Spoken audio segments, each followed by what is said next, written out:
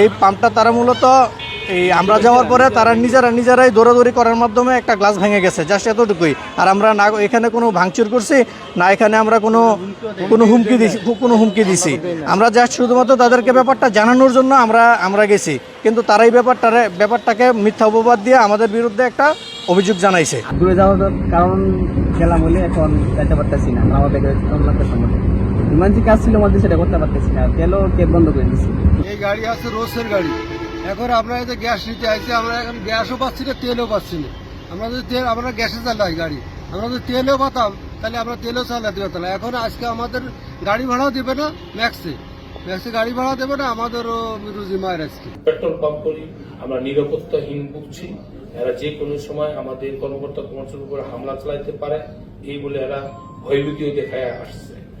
কাজেই আজকে আমাদের জেলা প্রশাসক মহোদয়, পুলিশ সুপার মহোদয় অনুরোধে যাতে এটার একটা সুন্দর সুষ্ঠু বিচারের ব্যবস্থার আশ্বাসের প্রেক্ষিতে এবং যাতে এটা সুন্দর একটা সমাধান হয়, এই প্রেক্ষিতে আমাদের সিএনজি স্টেশন এবং পেট্রোল পাম্পগুলি এখন থেকে খুলে দেওয়ার জন্য অনুরোধ করছে এবং এটা নিয়ে সুষ্ঠু একটা সুন্দর একটা সমাধান করবে এই আশ্বাসের প্রেক্ষিতে।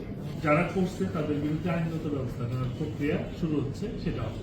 কিন্তু পাশাপাশি আমরা আলোচনার ক্ষেত্রটাও ওপেন রাখতেছি এবং আপনাদেরকে আজকে একটা পক্ষকে রাখছি, বাকি আরো 2-3টা পক্ষ আছে, তিতাস গ্যাস থাকবে, আপনার সিএনজি মালিক যারা আছে সিএনজি এবং রেন্টেকার, এই 4টা গ্রুপ নিয়ে আমরা আবার বসবো।